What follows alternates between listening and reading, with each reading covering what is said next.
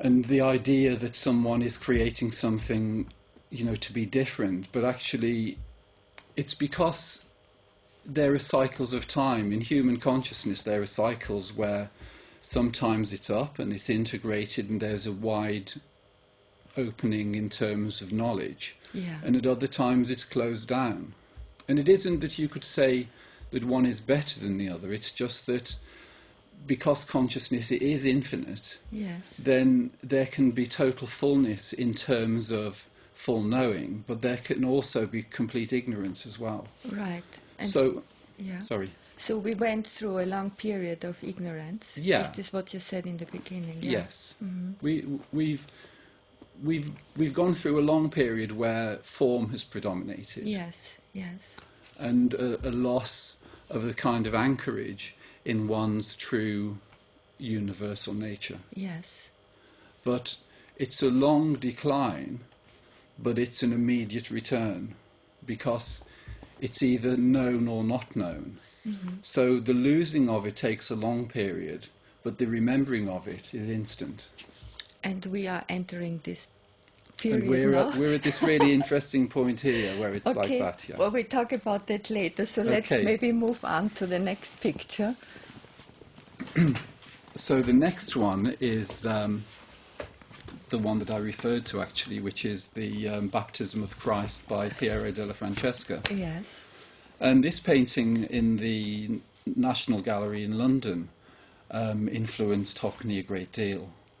And this painting has, for me, a real tangible stillness. It has a real quality of lightness, of serenity, of silence. And the structure of it, this sort of geometric structure, adds to that. But also the colours are very beautiful. The expressions too. The angels' faces there, you can tell they're in. It's a kind of very subtle joy, which is that's a kind of spiritual state. Mm-hmm. But the dove is symbolic of the Holy Spirit. Yes. And self-realisation is often seen as an Eastern term, but realisation in Christian terms, self-realisation is realisation of the Holy Spirit. Yes. Yes. That the Holy Spirit is actually with us all the time. Yes. But it appears to have been obscured because over a very long period of time, the familiarity with the clarity of pure consciousness, which is what Christ was teaching about, Mm-hmm. that's just declined and it's been lost largely. Mm-hmm. You know, there are individuals over the whole period of history where they've had glimpses and had access to it. Yes. But it's coming back now, and there's an impetus available. Well, there's an impetus in many people's lives to kind of find this, and much of what's happening in the world at the moment is the invitation to return to that level of knowing. Yes. Yeah, it's. I'm just staggered what's going on in the moment. Yes. Yeah, what's out there, and you know, as you said, there is a buzz, and so many people show interest and want to find out and start with their journey. And I think we've all had experiences in life. It's as though in a relative sense everything has become available to us, so all sensory experiences are available. Certainly in the West now, and increasingly in the East. You know, there's a rising in terms of materialism in the East now too. So I think what many people have experienced is that is something that isn't ultimately satisfying. You know, when we've had the big house, the new car, you know, money, attractive girlfriends, whatever it is. The happiness doesn't last. You just have to look in the tabloid newspapers to realise that it isn't there, because all those people, you know, who appear to be at the forefront in terms of creating the life they want, it isn't delivering. No. You know, many of them are just extremely unhappy. And the reason for that is that life's imbalanced because the emphasis has moved almost completely into the material. Yes, yes. And without the knowing of one's true nature, then the material can't be enjoyed. It isn't that there's anything wrong with the material. Yeah, if it even becomes dangerous. It you know, does. we are so, I mean, as humans, we are so intelligent, and we fly to the moon, and, you know, everybody has, you know, talks with the whole world on Skype Yes. for nothing. But the spiritual side never developed. No. It didn't keep up. No. So the material side Has taken over. is taking us almost to the downfall. Yeah. And I think you can see that in, you know, in almost every area of society. It's all kind of teetering on the edge, you know, Yes. whether it's education or law and order or religion. Yeah.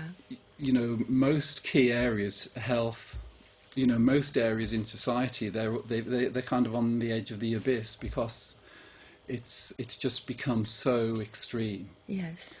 Yeah. And it looks as though something's gone terribly wrong, when really there's an opportunity that's arising for people within the chaos. And I Yes. think the chaos is going to increase over the next couple of years or so. Yeah. And that's because there's an invitation that's available to more people. And I think a lot of people do want to see beyond the obvious. Not everyone, though. And it is a matter of, you know, what the individual wants.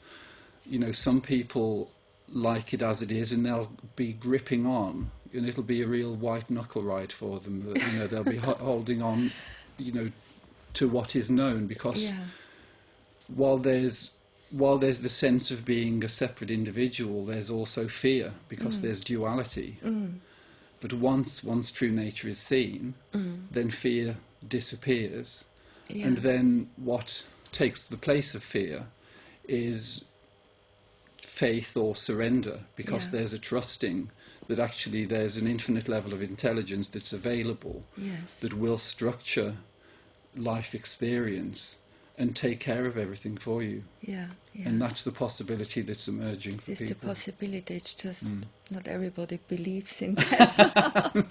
You know, somebody a few days ago went to a lecture, and somebody said the biggest downfall of the humans is the inertia. You know, the fear of this, the unknown. Yes. Yeah, and the fear of change. Yes. Yeah, they all want to just stay everything the same. Just as it is. And that's how we actually kill the creative impulse. Yes. Which wants to move more forward into the evolution. But you say it is happening. The great thing is that self-realization is the realization of one's true nature. Yes. It isn't anything new. It's permanent. It's totally stable.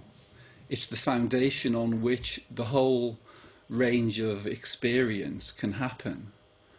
But it's happening on a foundation of total stability. You know, Jesus in the Bible, there's the parable of the man who built his house on sand and the man who built his house on rock. Yes. Self-realization is where the man builds his house on rock, because one's true nature is totally stationary. It's stable. It isn't involved in the stream of time. It isn't involved in the virtual reality of human experience. It's the basis on which all of life is built. And therefore, knowing that, and actually seeing that it's never left us, it's always been with us, it's only been obscured. There's been a veiling. Yes. But once it's seen that we've always been that, there's a realization that it isn't new. So we don't have to move from where we are to realize what we truly are. Yes. It's only a case of becoming clear. And once you are clear, then the contrast between the stability of one's true nature and the total calamity and adventure of relative experience gives life an absolutely amazing dimension, because we're living then simultaneously